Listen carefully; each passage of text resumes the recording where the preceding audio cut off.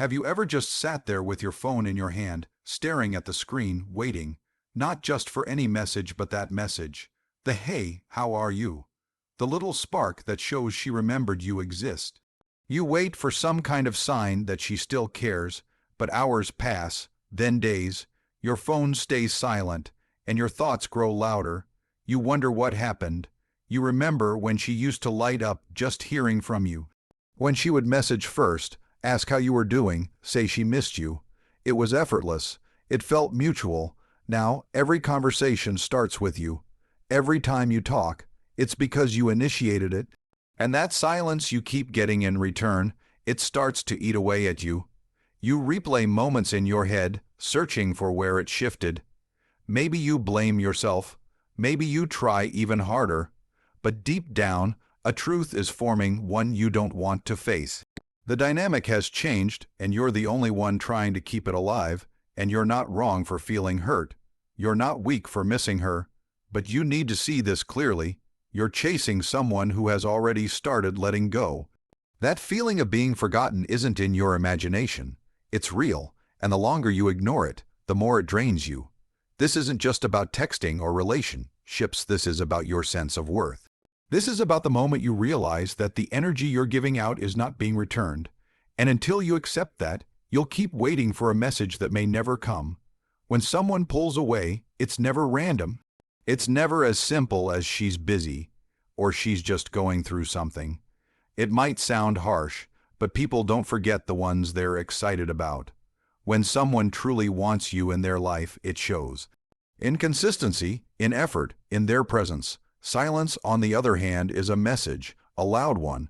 Her pulling back isn't something you need to decode, it's something you need to accept. She's not confused.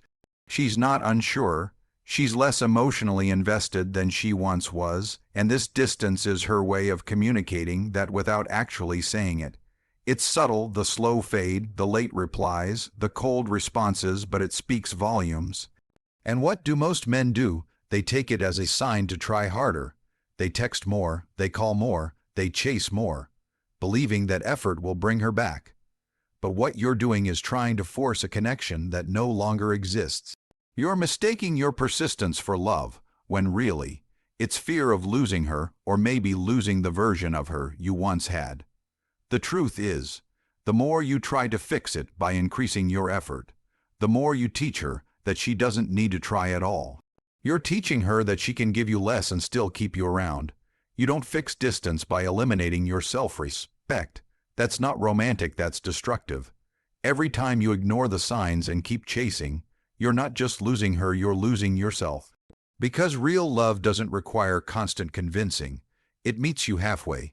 If you're the only one walking, then stop and ask why you're walking alone. You probably tell yourself you're doing the right thing. That it's love. That being consistent shows your dedication. That maybe if you just hold on a little longer, try a little harder, things will go back to how they were. But chasing her doesn't make her love you more. It just gives her more power to give you less.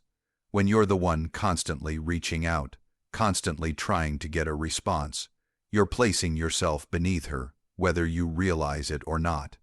You're giving all your power away.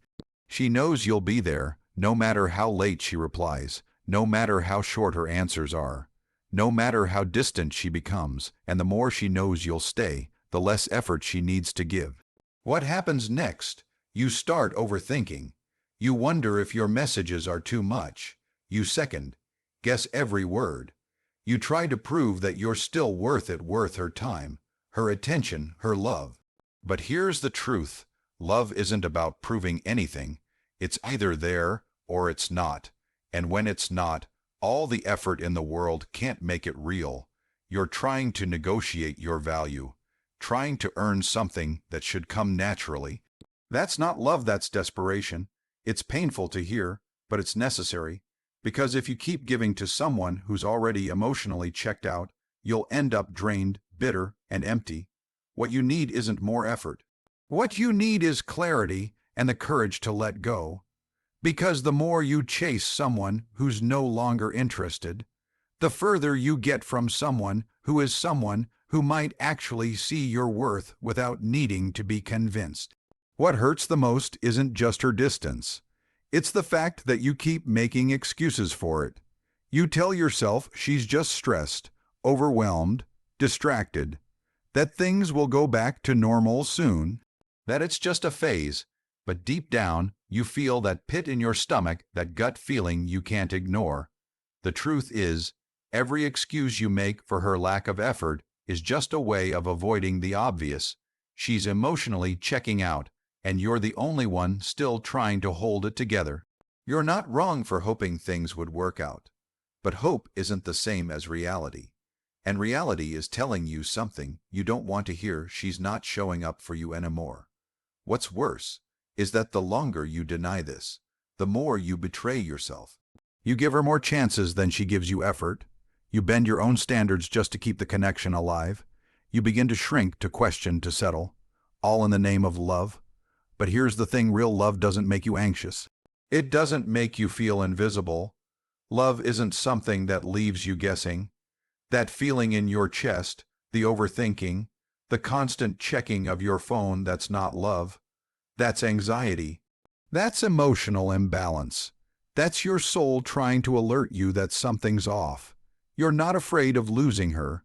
You're afraid of accepting that she's already gone. You're afraid to grieve what used to be. But until you face that truth, you'll keep living in this loop, waiting, hoping, hurting, while she continues pulling away, one silent message at a time. There comes a moment when you realize nothing you say or send is going to change her mind. You could write paragraphs, you could pour your heart out, you could wait by the phone every day, and still it wouldn't bring her back. Because love isn't won through effort, it's shared through mutual desire. The only thing that can save you now is self-respect. Self-respect means recognizing your value even when someone else doesn't. It means pulling your energy back, not to punish her, not to manipulate her, but to protect you. Because you can't keep begging for the basics. You deserve someone who chooses you, not someone you have to convince. Self-respect sounds like this: I deserve to be wanted. I deserve to feel seen. I won't beg for love, for attention, or for the bare minimum anymore. And here's what happens when you finally let go. You breathe. You stop obsessing over replies. You stop trying to be enough for someone who can't even meet you halfway. You remember who you were before all of this. You feel your strength coming back. You begin to reconnect with yourself, your passions, your goals, your identity. No more shrinking. No more waiting for love in places it's not offered. You don't just survive the loss, you rise from it. You stop chasing and start healing. You stop hurting and start growing. And most importantly, you stop fighting for someone who won't fight for you and start fighting for yourself. So if you've made it this far, I want you to do one thing. Say it out loud: enough. Enough waiting. Enough chasing. Enough settling. It's time to choose you.